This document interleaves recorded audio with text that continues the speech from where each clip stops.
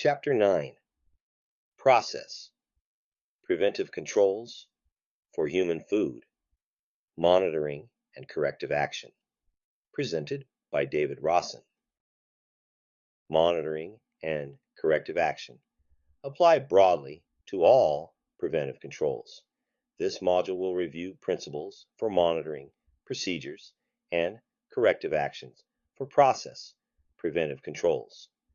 By the end of this chapter, participants will be able to identify monitoring procedures for process preventive controls, including critical control points, CCPs.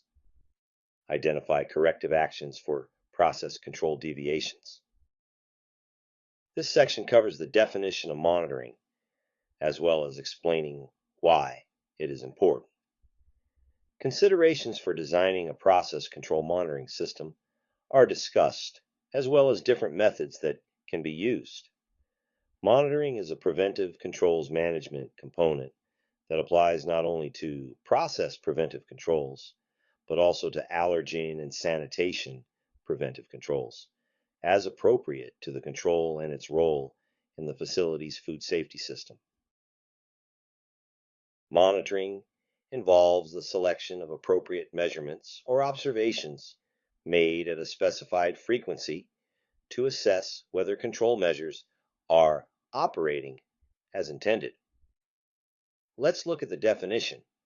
According to the regulation, to conduct a planned sequence of observations or measurements to assess whether control measures are operating as intended.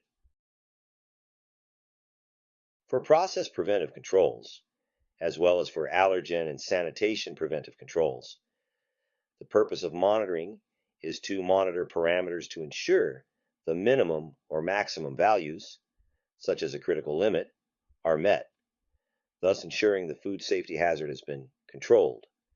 For other preventive controls, monitoring could include the activity to be conducted, consistent with a defined procedure. Monitoring also provides data to document that products were produced over time in accordance with the food safety plan.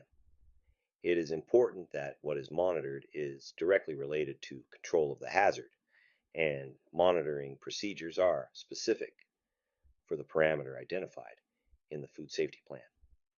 When monitoring shows that the minimum or maximum values for a parameter are not met, a corrective action is needed. Corrective actions are discussed in more detail later in the chapter.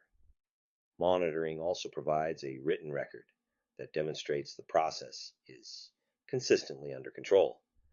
The regulation 21 CFR 117.145C1 requires monitoring documentation. Monitoring requires 4 elements that need to be described in the food safety plan. 1. What will be monitored, e.g., what measurements or observations? 2. How will monitoring be done? 3. How often will monitoring be done? Frequency. 4. Who will do the monitoring? Monitoring process preventive controls depends on the nature of the control and its role in the facility's food safety system, as well as the specific parameters. What will be monitored may involve measuring a characteristic of the product or process to determine if a parameter or value, including a critical limit, is met. Examples of monitoring measurements could include cold storage temperature when the refrigeration unit temperature is the parameter for which a critical limit has been established. Line speed and cooker temperature when cook time and temperature are parameters for which critical limits have been established.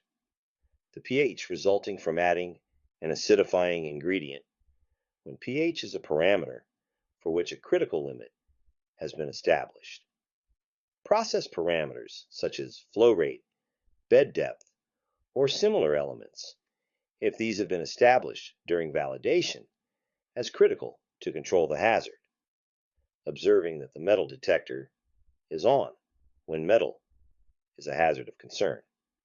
checking that the sizing bar that controls thickness by rejecting oversized units is in place if thickness is a parameter important for heat penetration. There are many different examples of what might be monitored. Examples highlight the extent of the various factors that need to be monitored based on the specific critical limit to ensure optimal management of the identified hazard. For example, in the roasting and cooling examples, time and temperature are both monitored. For the cooking CCP, a cooking temperature for a given time is needed to ensure an effective reduction of any vegetative pathogen hazards. For cooling CCP, product must be cooled to a certain temperature in set amount of time to prevent the growth of any spore-forming pathogen hazards. Similarly, the actual level of free chlorine in a produce wash water system is impacted by pH of the water, so both need to be monitored. Monitoring of the pasta chilling includes product temperature and time to prevent growth of Bacillus cereus. Monitoring the metal detector relates to ensuring that all product passes through the detector. Different methods can be used to monitor critical limits, depending on the nature of the control.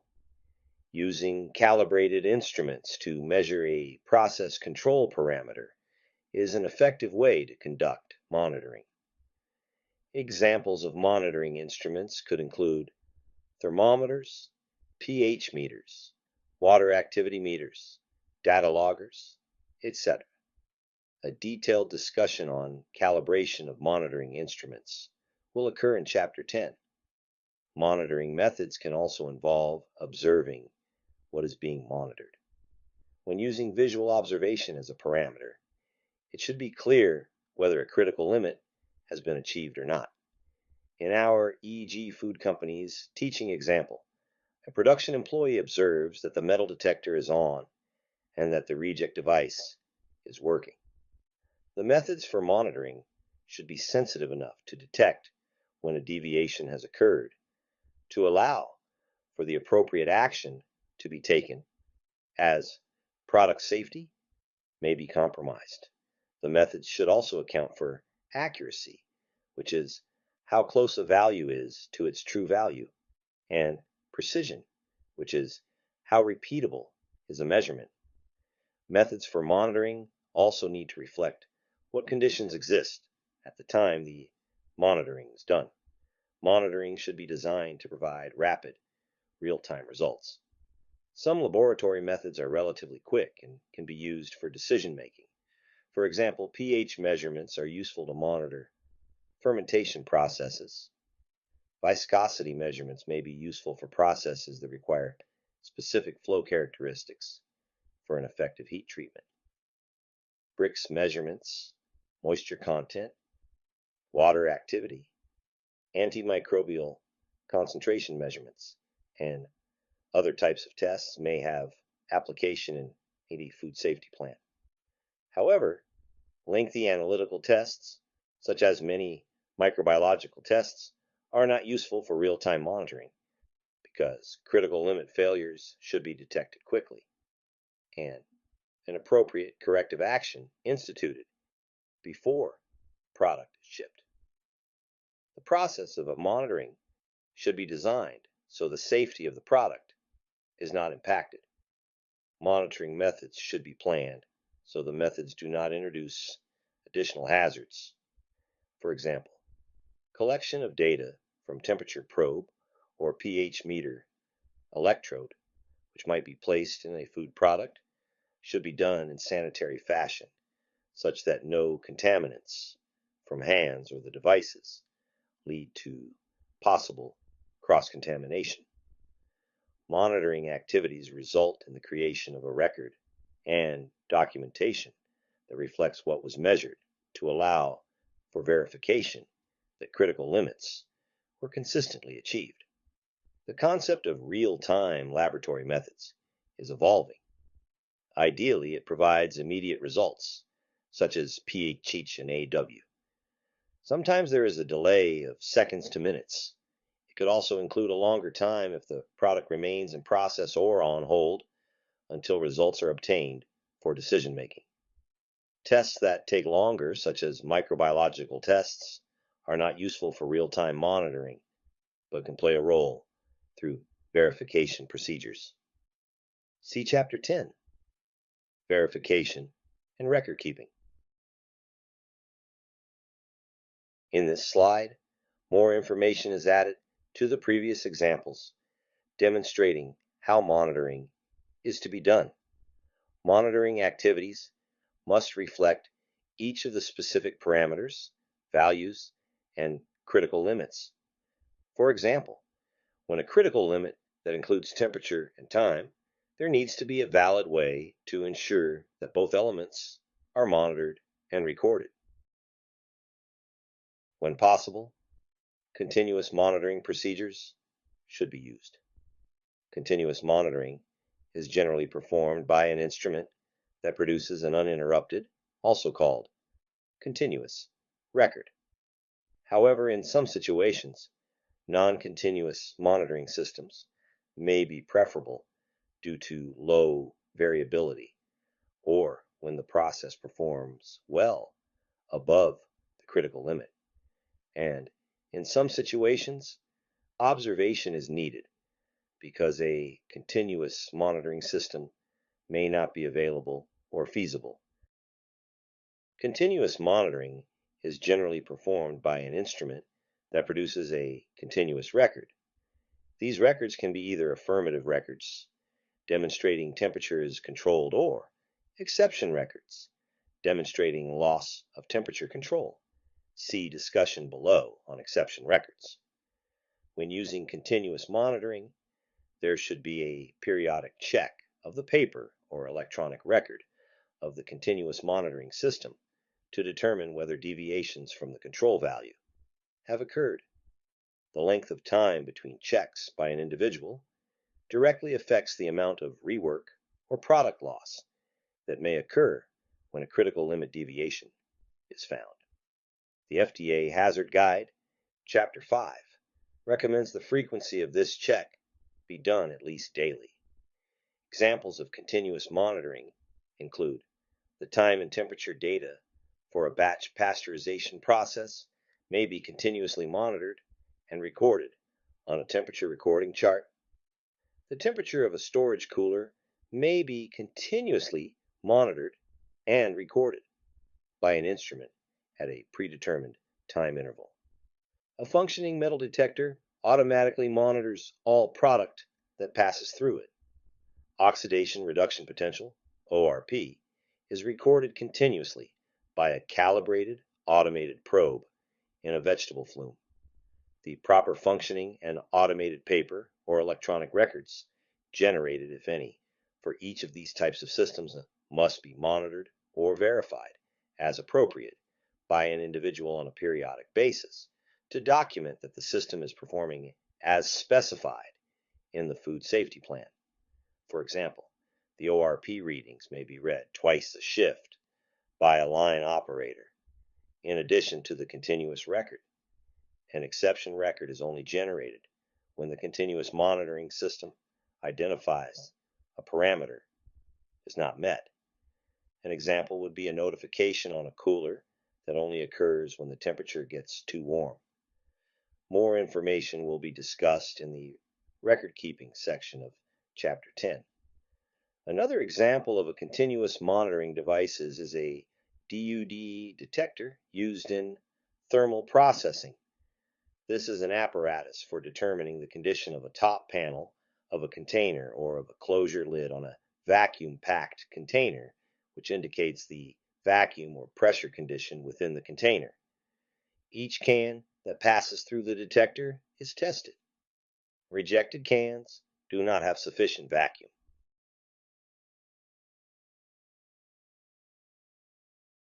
In many situations, continuous monitoring systems are not feasible because the technology does not exist, the cost is prohibitive, or other reasons. It is still necessary to establish a monitoring interval that ensures critical limits are met. Planning for the worst-case antimicrobial chemical levels in a produce wash water flume system when automated monitoring systems are not available. Situation may help ensure monitoring intervals are effective.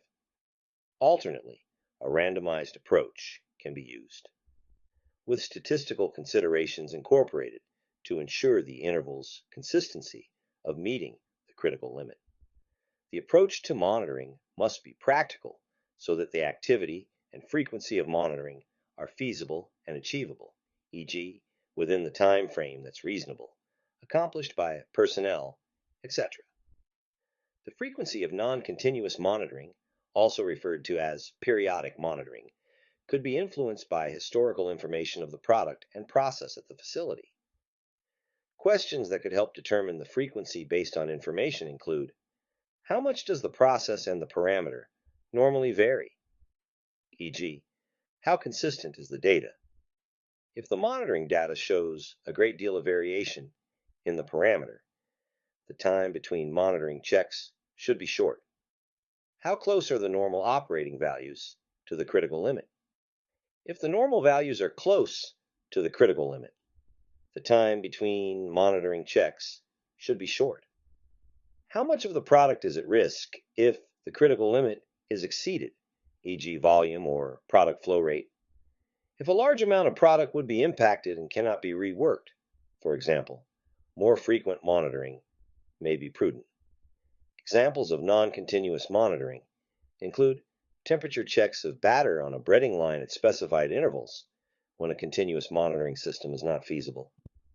Water activity measurements for batch process operations. Examples of non-continuous monitoring frequency include temperature checks of batter on a breading line at specified time intervals if a continuous monitoring system is not feasible. Water activity measurements for batch process operations, with recordings made on a per batch frequency. Antimicrobial chemical levels in a vegetable flume monitored at specific intervals through the production run when automated monitoring systems are not available. This chart shows the frequency for specific process controls. Note in the examples for roasting oven, air temperature, and the metal detector, monitoring is done continuously with a device, then verified by a person who verifies nut roasting temperature, meets limits, and verifies the metal detector's proper operation by conducting accuracy checks. On the roasting residence time, also described as period of time, the frequency for monitoring is the beginning of the shift and after adjustment. This is to account for the fact that an operation might need to adjust the belt speed if the belt speed alters during the process. Typically, belt speed is set at the beginning of a shift and is not changed, but if conditions with machines or operations occur during the shift, the belt speed might need to be adjusted as a result. This demonstrates tailoring the frequency of monitoring to the specific operation. Individuals assigned to preventive controls monitoring activities must receive training appropriate for the tasks assigned. Individuals assigned may be line personnel, equipment operators, supervisors, maintenance personnel, quality assurance personnel. Note that monitoring does not need to be done by the preventive controls qualified individual or by quality assurance personnel. In fact, monitoring by line personnel and equipment operators can be advantageous since they are actively watching the product or equipment, including production workers in food safety activities, helps build a broad base of understanding and commitment to the food safety plan. The monitoring individual's duties should require that all deviations from critical limits be acted upon immediately and reported as necessary. Prompt actions ensure that process adjustments and corrective actions are made in a timely manner. As a reminder, rapid response when operating limits are not met can prevent critical limit deviations. All records and documents associated with preventive control, including CCP, monitoring, including corrective actions, must be signed or initialed by the person doing the activity and the date, and, where appropriate, the time of the activity recorded. A more detailed discussion of records occurs in Chapter 10.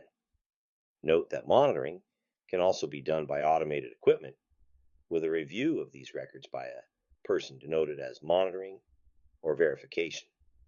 Sometimes verification and monitoring activities can appear to be the same thing.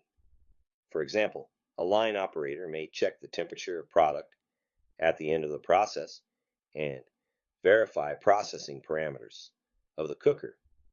Equally, the checking of the process parameters could be called the monitoring activity, and the product temperature check could be designated the verification activity. In the end, what each is called is not as important than that both activities are conducted.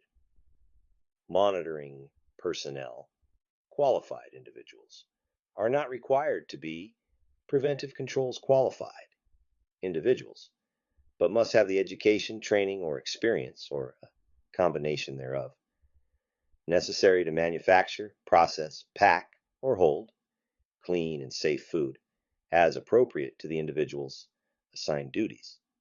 See definition for qualified individual in 21 CFR 117.3. Personnel must be properly trained, become qualified to conduct the monitoring activity for each determined process, preventive control, and then be able to accurately perform that task. Process control forms must specify who, e. the position of the employee, performs monitoring. The person performing this activity must be able to perform that task at the designated frequencies. For example, while this activity may be assigned to a supervisor, is that realistic for a typical operation at the facility?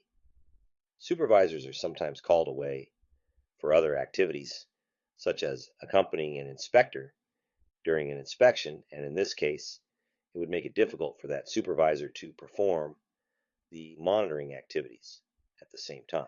If this is the case, it is preferable to identify and adequately train a designee or a backup person who can perform the monitoring activity when the primary assigned person is not available. This designee or backup person must also be properly trained in the monitoring activity. An important part of the training of qualified individuals assigned to a monitoring activity is how to conduct any specified corrective actions that is assigned to their role. For example, a QA technician may be trained in monitoring activities at the cooking step. The individual can investigate cook deviations to determine cause, document findings, run calibration checks, etc., without direct involvement from supervisors. This person could even shut the line down if issues are identified, and then inform supervisors for more in-depth investigations. Individuals assigned to preventive controls monitoring activities must also receive food safety training on documentation associated with monitoring activities and corrective actions. Information on documenting monitoring activities is discussed in Chapter 10, Process Preventive Controls for Human Food, Verification, and Record Keeping. Building further on the previous examples, these examples of monitoring now include information about who is doing the monitoring. Note that a specific role of someone in the plant is named, but there is also the option of a designee in the event that the named individual is not available to do the monitoring.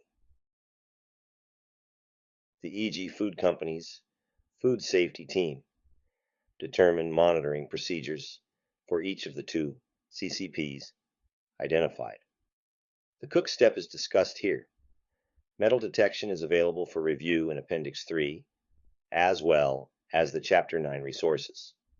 As previously discussed, the critical limit for cooking the omelet was determined to be omelet surface temperature is greater than or equal to 158 degrees Fahrenheit, 70 degrees Celsius, instantaneous, before transfer to assembly wrap table. Several elements of monitoring are associated with this CCP. Each omelet is cooked individually. Who? A cook operator or designee. What? Measures the omelet surface temperature is 158 degrees Fahrenheit, 70 degrees Celsius. How? Infrared surface thermometer. And when or frequency? Each cook station checks with a minimum frequency of every 10 omelet, documented on the cook temperature log. An example of a monitoring record is illustrated in the slide. It provides space to record the data observed during the monitoring activity. While not required, it also includes information from the process control form to ensure that the person who is doing the monitoring activity has the most current information and knows what to do. Record-keeping requirements for monitoring are covered in Chapter 10. When parameters, values, or critical limits being monitored are not met, corrective actions or corrections must be performed depending on the hazard and the nature of the preventive control. Requirements vary for process, food allergen, sanitation, and supply chain program preventive controls. This section covers the definition of corrective action and corrections. Deviations from process preventive controls frequently require corrective actions. Thus, corrective actions are addressed in this chapter, including basic information on record keeping. Let's take a look. These definitions. Corrective actions and corrections are preventive control management components. Corrective actions are procedures that must be taken if preventive controls are not properly implemented and involve documentation of the specific actions taken. Corrections apply when the facility acts in a timely manner to identify and correct a minor and isolated problem that does not directly impact product safety. The key item to note is that corrective actions are required if product is involved, whereas a correction can be taken if no product has been produced. An example of a situation where a correction is appropriate is where a food contact surface was observed during monitoring as not properly cleaned, but production had not started, and so no product was impacted. A correction for this situation would involve re-cleaning the surface prior to allowing production to begin. Many sanitation preventive control lapses can be effectively managed through use of corrections. Conversely, most process preventive control lapses require corrective action procedures, because in these cases, product is most likely affected. Corrective actions must be taken when the process preventive control is not properly implemented. Clearly, a deviation from a critical limit will require a corrective action because unsafe product may have been produced. But a corrective action must also be taken when that monitoring activity has not been properly performed. For example, a thermometer used as part of the monitoring activity was not properly calibrated. Corrective action must be taken if it is determined that unsafe product has been produced. For example, product verification testing finds a pathogen in the product. The corrective actions taken in these situations should be appropriate to the nature of the hazard and the preventive control. In the case of the thermometer out of calibration, if the thermometer was calibrated an hour ago, then only an hour of production may be suspect to corrective action. However, if the thermometer was last calibrated a day ago, then all the product produced from that point in time where that thermometer was used may be subject to corrective action. The corrective action procedures must fully describe the steps to be taken to address the preventive control issue. The first requirement of a corrective actions is to take appropriate action to identify and correct the problem with implementation of a preventive control. This could involve failure to meet a critical limit or a verification procedure indicating an issue. Corrective actions may also be required in response to certain verification procedures, such as detection of pathogens. Process control must be restored in order to continue production. Empowerment of employees to stop the line when they observe a process deviation can enhance food safety and minimize the amount of product that will be subject to corrective action. This requires training and trust, but can be very useful to encourage a food safety-minded culture. Predetermined corrective actions in the facility's food safety plan provide a how-to guide that describes the steps to take when a preventive control is not properly implemented, e.g., a critical limit deviation occurs. The second requirement of a corrective action is to take action to reduce the likelihood that the problem will recur when appropriate. Root cause analysis may be useful to determine how to prevent recurrence. Corrective action examples may involve equipment repair, employee training, and overall evaluation of the process for improvements. Sometimes this may be a simple readjustment of the process, but other times an alternate process is required.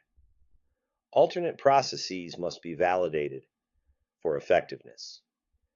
The third requirement of a corrective action is to evaluate all affected food for safety. Implicated product should be segregated and evaluated to determine if a food safety hazard exists. Product testing may or may not be required, depending on the nature of the hazard and the nature of the process.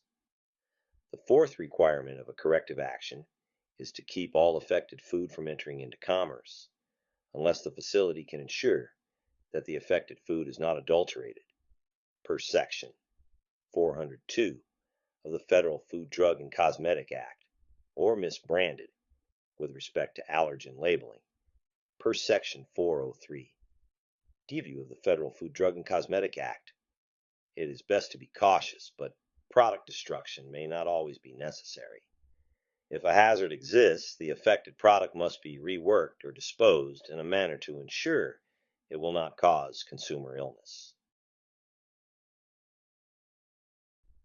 There are two focuses for corrective actions. 1, the process, and 2, the product. Examples of corrective actions for the process include those listed above and others. Sometimes an immediate adjustment of the process may be possible. However, for many processes, constant tweaking can increase process variation, which reduces certainty of the overall effectiveness of the process. If immediate adjustments are made frequently, a follow-up study on the impact on the safety of the product overall may be warranted. As previously mentioned, it may be appropriate for an employee to stop the line. This requires empowerment of the employee to take this action. In some situations, a validated alternate process may have been identified within the corrective action protocol and can be used to effectively control the hazard. If this is the case, such a process may be used as a corrective action. For example, if a temperature drops below the critical limit, an alternate process that involves longer time at a lower temperature may be applied, provided it has been validated. Equipment repairs may be required, as well as retraining employees on proper procedures. In some situations, an evaluation of the entire operation may be required to ensure that the product is capable of being produced under conditions that are essential for product safety.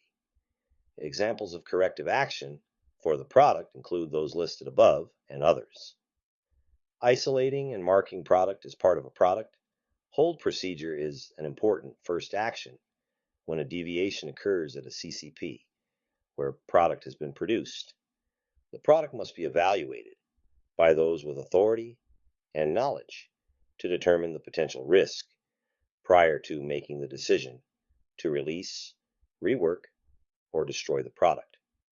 This may include diverting the product to a different use where the hazard will be controlled in some way or will not be an issue, such as use as an ingredient that will be further processed or diverting it to animal food. Appropriate regulations must always be followed in diversion situations.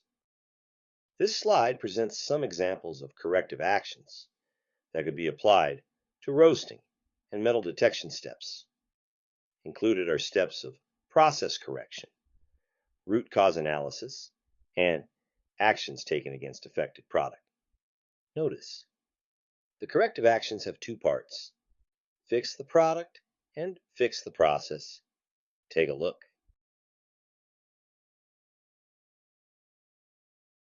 Critical. This slide presents some examples of corrective actions that could be applied to produce washing and pasta chilling steps.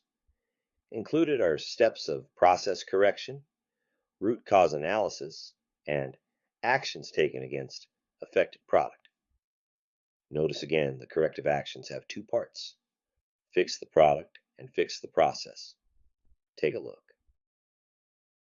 It is common industry practice to keep control of the process before a deviation at a critical limit occurs. The process may be adjusted when the operating limit is not met, which avoids the critical limit not being met. These actions are called process adjustments. A processor may use these adjustments to avoid loss of control, resulting in a deviation and the need to take corrective action. This may require various adjustments that could be done via an automated process or could result in diverted product. Spotting a trend toward loss of control early and allowing for the operator to act on and save product rework or, worse yet, product destruction. Although it may not be possible to anticipate all the deviations that could happen, corrective actions need to be taken and fully documented even when an unanticipated situation occurs. Circumstances considered to be unanticipated problems include a preventive control is not properly implemented and an adequate corrective action procedure for the situation has not been established. A preventive control, combination of preventive controls, or the food safety plan as a whole is found to be ineffective, or a review of records finds that the records were not complete, activities were not conducted according to procedures in the food safety plan, or appropriate decisions were not made for corrective actions. In such cases, in addition to taking the corrective actions already described, the food safety plan or the applicable portion of the plan must be reanalyzed to determine whether modifications to the plan are required. As with other products subject to a deviation, proper and thorough safety evaluation is necessary to determine the disposition of the affected product. Decisions related to the disposition of the affected product must be based on sound evidence. This evidence must be documented to support the decision. Like other corrective actions, if the product is rejected or destroyed, the processor needs to document that this action has been done. Whether the corrective action was planned or unanticipated, a preventive controls qualified individual must conduct or oversee a review of records for the appropriateness of the corrective actions. Not every firm has an expert on staff who can evaluate the safety of products involved in a deviation. It may be necessary to identify additional resources, including food safety experts, to help with product safety evaluations. When an unanticipated problem arises, which results in corrective action, the facility must determine whether this issue impacts the food safety plan, This is done as part of the reanalysis process, which will be further discussed in Chapter 14. First, records must document the actions taken to identify and correct the problem with implementation of the preventive control in order to reduce the likelihood that the problem will recur. Included in this requirement is a record of the actions taken to fix the problem that caused the deviation and to restore process control. Evaluation of historical corrective action records can help to identify recurring problems. When critical limit deviations frequently reoccur, the process and the food safety plan may need reanalysis and modification. A formal process may be needed to manage major changes that need to be implemented. This may include reissuing forms, retraining employees, phasing in changes, managing label information, informing suppliers, and other tasks, depending on the nature of the change. Second, records must document how the safety of all affected food product was evaluated. Specific technical expertise may be required for the safety evaluation, depending on the nature of the deviation. Third, records must reflect that all affected product involved in a process deviation was prevented from entering commerce. The records include identifying the amount of product involved in the deviation, as well as records documenting the disposition of the product. A root cause analysis could be performed to determine the underlying reasons for the problem and clarify steps to correct the cause. See Appendix 8. Definitions. An example of a corrective action record form appears above. In some situations, corrective action activities may take place in a short period of time. In other, more complicated situations, corrective action activities may take place over several days, or possibly longer, e.g., capital improvement projects. It is important to have an accurate record of all corrective actions to protect both the public and the product. For example, failure to provide adequate rationale as to when the incident started and ended can lead to an expanded recall, affecting a substantial amount of product. The cook step for e.g. food companies' plain cheese and cheese biscuit omelets has the following corrective action procedures. 1.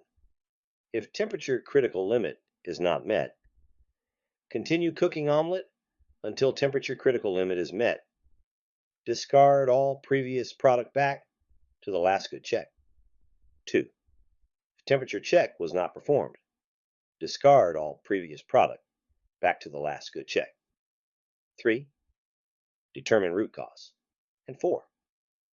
Retrain or correct as appropriate. This information is recorded in the food safety plan. Process preventive controls focus on process steps that are identified in the hazard analysis, where control can be applied to significantly minimize or prevent hazards requiring a preventive control. The documented information includes monitoring procedures and corrective actions. Monitoring procedures are required at each of these steps, where a process preventive control is identified to ensure that the process is in control, e.g. that critical limits are met. Such procedures must specify what will be monitored, how the monitoring will be conducted, how often it will be done, and who will do it. Corrective actions that describe what to do when critical limits are not met must also be determined and documented unless the facility is dealing with a minor and isolated problem that does not directly impact product safety. You have completed the lecture for Chapter 9. Be sure to complete the knowledge check as well as the Chapter 9 exercise. See you in Chapter 10.